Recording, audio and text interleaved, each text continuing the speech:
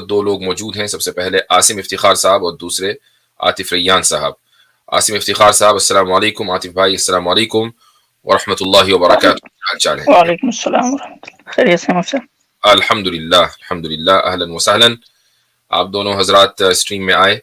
کل کی ماشاءاللہ عاصم بھائی آپ کی اسٹریم بڑی شاندار رہی اور آپ نے جو اصول شروع میں ذکر کیا، میں سمجھتا ہوں کہ جتنے بھی اسٹریم کرنے والے لوگ ہیں یا غیر مسلموں میں دعوت کا کام کرنے والے لوگ ہیں یا مثلا کسی کے اعتراض کا ان کو جواب دینا ہے، وہ اگر ان 4 اصولوں کو سامنے رکھیں تو یہ ایک بہت زبردست بنیاد ان کو فراہم ہو جائے گی. عاصم بھائی لنک پبلک کرنے سے پہلے میں چاہوں گا کہ وہ جو 4 اصول آپ نے وہاں ذکر کیے یہاں پر بھی اس چینل پر بھی آ جائیں. جو لوگ آپ کے چینل کو نہ دیکھ پائیں کم سے کم وہ مختصر طور پر یہاں ان 4 باتوں کو سمجھ لیں. انشاءاللہ پھر لنک پبلک کریں گے. جی شکریہ مفتی صاحب. تو بنیادی طور پہ مطلب جب ہم انٹریکٹ کرتے ہیں کسی سے تو یہ بات ہمیشہ اٹھتی ہے کہ جیسے کل بھی اسٹریم میں یہ بات اٹھ رہی تھی کہ کوئی بھی من گھڑت طور پہ کچھ بھی جو ہے وہ کلیم کر سکتا ہے. تو کسی کے کلیم کو چیک کرنے کا بھی تو کچھ پیرامیٹرز ہونے چاہیے اور وہ ایسے ہونے چاہیے جو یونیورسلی ایکسیپٹیڈ ہوں. تو اس کو میں نے بہت شارٹ لسٹ ایسے کرنے کی کوشش کی کہ کچھ ایسے اصول آ جائیں. اور یہ سارے جو ہے وہ اصول ایسا نہیں ہے، ہمارے متکلمین نے جو ہے وہ پہلے سے طے کر رکھے ہیں. تو یہ اصول ہماری کتابوں میں جو ہے وہ ملتے ہیں پہلے سے. تو اس میں جو سب سے پہلا اصول ہے کہ اگر کوئی انسان یہ دعویٰ کرتا ہے کہ یہ جو میرا میسج ہے وہ اتنا پرانا ہے تو اس کی اوتھینٹسٹی چیک کی جانی چاہیے سب سے پہلے. کیونکہ اگر وہ جو کلیم ہے فار ایگزامپل کہ کسی چیز کے بارے میں کہ یہ گوتم بدھ سے ریلیٹڈ ہے اور وہ کلیم ہی ثابت نہیں ہو کہ یہ گوتم بدھ سے ریلیٹڈ ہے، تو پھر آگے اس کو انٹرٹین کرنے کا کوئی مطلب نہیں ہے کیونکہ یہ اپنی کلیم میں ہی جو ہے یہ اوتھینٹک نہیں ہے اپنے فرسٹ اسٹیج میں. اور اگر کوئی انسان یہ ثابت کر دے کہ وہ اوتھینٹک ہے، فار ایگزامپل سکھزم کے بارے میں کہہ سکتے ہیں کہ وہ ایک بہت ابھی جو ہے وجود میں آئی ہے 100-200 سال پہلے، تو اس کی بہت ساری چیزیں جو ہے وہ ٹریس کی جا سکتی ہیں ہسٹوریکلی. فار ایگزامپل سب چیزیں تو نہیں، کچھ چیزیں کی جا سکتی ہے. تو کیا وہ چیزیں اگر وہ پروف ہو بھی جاتی ہے اس کی اوتھینٹسٹی تو کیا وہ اپنے آپ میں کنسسٹنٹ ہے؟ یا اسی طریقے سے اگر آپ عیسائیوں میں دیکھ لیں تو مورمنز ہیں تو وہ بھی 200-250 سال پرانے ہیں، وہ بہت زیادہ پرانے نہیں ہیں، تو ان کی اوتھینٹسٹی آپ آسانی کے ساتھ ٹریس کر سکتے ہیں. جی تو ہم جو ہے پھر یہ تو فرسٹ اسٹیج ہو گیا کہ ہم نے کلیئر کر لیا اوتھینٹسٹی کا چیک. پھر دوسرا یہ ہے کہ اوور آل جو پورا میسج ہے اس کو دیکھا جائے گا کہ وہ کنسسٹنٹ ہے یا نہیں. کیونکہ ہم دیکھتے ہیں کہ یہ ایک امپاسبل سی چیز لگتی ہے جب ہم پوری ہسٹری کو اور بڑے بڑے دماغوں کو بھی پڑھتے ہیں کہ ان کی جو چیزیں ہوتی ہیں، فار ایگزامپل جو ویسٹرن فلاسفرس ہیں بہت ساری باتوں جو انہوں نے لکھی ہیں وہ پتہ چلتا ہے کہ کنسسٹنٹ نہیں ہے ان کی چیزیں. اگر آپ ان کو الگ الگ کر کے پڑھیں تو بہت فینٹاسٹک اور بہت جو ہے لگتا ہے کہ کیا انہوں نے جو ہے بہت بہترین بات کر لی ہے. لیکن جب ان کے پورے فلسفے کو پڑھنے کی کوشش کرتے ہیں تو پتہ چلتا ہے کہ ان کے اندر ہی تضاد ہے، ان کے اندر جو ہے کنسسٹنسی نہیں پائی جا رہی ہے. اس کے بعد تیسری چیز یہ ہے کہ صرف اوتھینٹسٹی اور کنسسٹنسی جو ہے اس کا پتہ نہیں دیتا کہ وہ چیز جو ہے وہ ایک ایسی چیز ہے جس کو ورلڈ ویو بنایا جا سکے یا جس کی بنیاد پہ جو ہم اپنی پوری زندگی گزار سکے. ممکن ہے کوئی اوتھینٹک چیز ہو اور کوئی جو ہے وہ کنسسٹنٹ بھی ہو کہ اس نے جو ہے بس 4-5 ہی اصول بتائیں، تو 4-5 اصول سے تو پوری زندگی طے نہیں ہو سکتی. تو وہ اصول ایسے بھی ہونے چاہیے جو آپ کے زندگی میں جتنے بھی مسائل پیدا ہو رہے ہیں یا ہوں گے اس کے پاس اس کا جواب ہو. ایسا نہ ہو کہ وہ ہاتھ کھڑے کر دے کہ میں تو آپ کے ڈیولپمنٹ کے ایشو کو، اکنامی کے ایشو کو میں سالو کر دوں گا لیکن میں آپ کے موریلٹی کے ایشو کو سالو نہیں کر سکتا، یا میں آپ کے لیگل ایشوز کو سالو نہیں کر سکتا. یہ چیز نہیں ہونی چاہیے. اس کا مطلب یہ ہے کہ وہ چیز پھر ایسی نہیں ہے جس کو ہم ورلڈ ویو یا تصور کائنات کے طور پہ اپنا سکیں. اس کے بعد چوتھی چیز یہ ہے کہ اس کے اندر کسی طرح کا یعنی کہ امپاسبلٹی نہیں ہونی چاہیے، یعنی ایسے کلیمز نہیں ہونے چاہیے جو کہ محال عقلی ہوں، جو عقل کے اعتبار سے جو ہے وہ محال ہو. یہ وہ امپاسبل نہیں ہے جو ہم روز آئے یعنی کہ روزانہ ڈے ٹو ڈے لائف میں جو ہم کہتے ہیں یہ امپاسبل لگ رہا ہے، یہ وہ والا امپاسبل نہیں ہے، بلکہ یہ جو ہے وہ لاجیکل امپاسبلٹی کی بات ہو رہی ہے جو کہ ہمارے عام 2 دونی 5 ہو جائے مثلا. تو اس طرح کا اگر کلیم ہو تو ہم کہیں گے کہ نہیں یہ چیز جو ہے وہ صحیح درست نہیں ہو سکتی، یہ چیزیں آپ کو سچائی تک نہیں پہنچا سکتی. تو اگر آپ کے فلسفے میں یہ 4 چیزیں نہیں ہیں ایٹ لیسٹ، تو گویا کہ آپ کا فلسفہ سچا نہیں ہے اور آپ جو اس بات کے دعوے دار ہیں کہ ہم سچائی تک پہنچ گئے ہیں تو آپ نہیں پہنچے ہیں. آپ کو پھر سے ری چیک کرنا چاہیے آپ کو. گڈ. اچھا اس میں جو ہے شروع کی جو 3 باتیں ہیں اس کے تعلق سے مجھے کچھ ایسی آیات اور احادیث یاد آئیں کہ جو ان باتوں کی دلیل بن سکتی ہیں. مثلا سب سے پہلی جو بات ہے وہ ہے آتھینٹسٹی. تو اللہ سبحانہ و تعالیٰ کا یہ دعویٰ قرآن کریم میں ہے کہ قرآن ہم نے اس ذکر کو نازل کیا ہے، نحن نزلنا الذکر وإنا لہ لحافظون، اور ہم ہی اس کی حفاظت کرنے والے ہیں. اور یہ جو حفاظت ہے یہ شروع سے لے کر آج تک چلی آ رہی ہے اور صبح قیامت تک انشاءاللہ باقی رہے گی.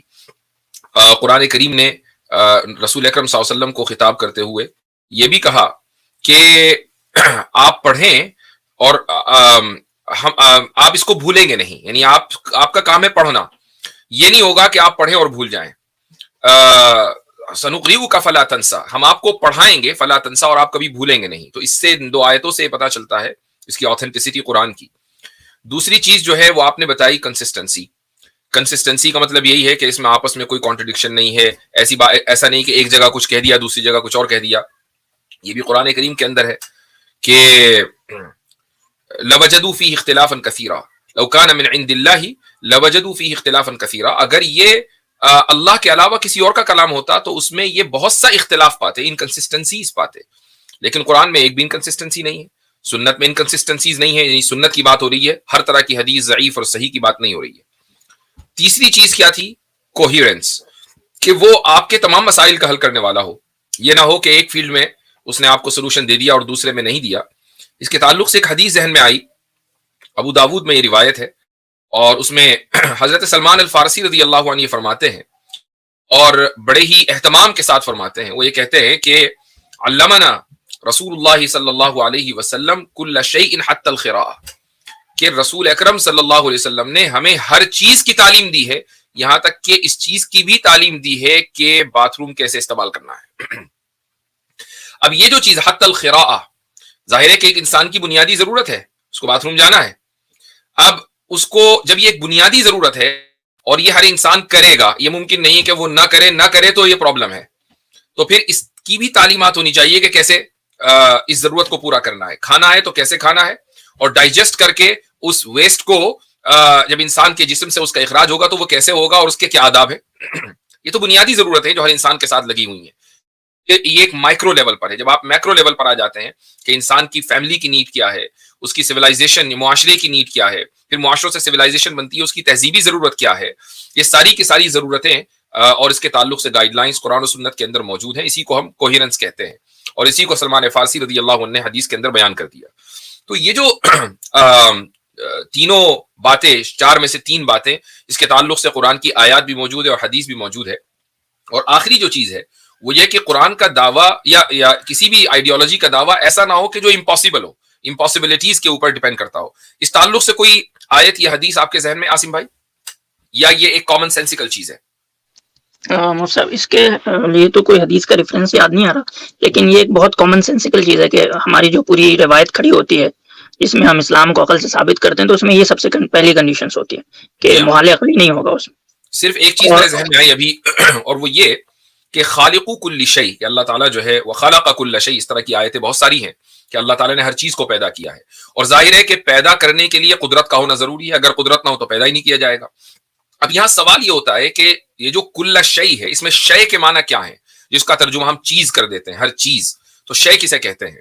شرح عقائد میں ایک عبارت ہے، تفتازانی رحمہ اللہ فرماتے ہیں کہ والشیء عندنا هو الموجود. شیء اس کو کہتے ہیں کہ جو موجود ہو یا موجود ہو سکتی ہو. اب موجود ہو سکتی ہو یا ہو، وہ ممکن نہیں ہوگی، وہ امپاسبل نہیں ہوگی. تو اس سے ہم یہ ثابت کر سکتے ہیں کہ جس جو دعویٰ ہے مذہب کا وہ دراصل امپاسبلٹیز کے اوپر ڈیپینڈ نہ کرتا ہو. ٹھیک ہے، تو چلے صحیح ہے، یہ اچھی ایک مفید ابتدائی گفتگو ہو گئی ہے، اور مجھے امید ہے کہ جتنے بھی لوگ ہمارے پاس آئیں گے ان سے ہم ان پیرامیٹرز کے اوپر یقیناً اگر ایسی کوئی بات ہوگی تو گفتگو کریں گے. اور اگر آپ لوگ مسلمان ہیں اور آپ غیر مسلموں سے آپ کا واسطہ مطلب پڑتا ہے، کوئی بات ان سے ہوتی ہے، تو آپ بھی ان 4 معیاروں کو ذہن میں رکھیں. انشاءاللہ ہر چیز آپ دیکھیں گے کہ آپ کے سامنے پھر کھلتی چلی جائے گی. اچھا، ہمارے ساتھ ایکنالج اسلام صاحب بھی آئے ہیں. السلام علیکم ورحمۃ اللہ، کیا حال چال ہے؟ وعلیکم السلام. السلام علیکم مفتی صاحب، عاصم بھائی، عاطف بھائی، سب کو اور آڈینس کو بھی مفتی صاحب تھوڑا وعلیکم آج دیر السلام ہو اطہر بھائی، لگ رہا ہے دوڑ کے آ رہے ہیں آپ کہیں سے. ہاں جی ہوا جی یہ ہے میرے ساتھ پرینک ہو گیا.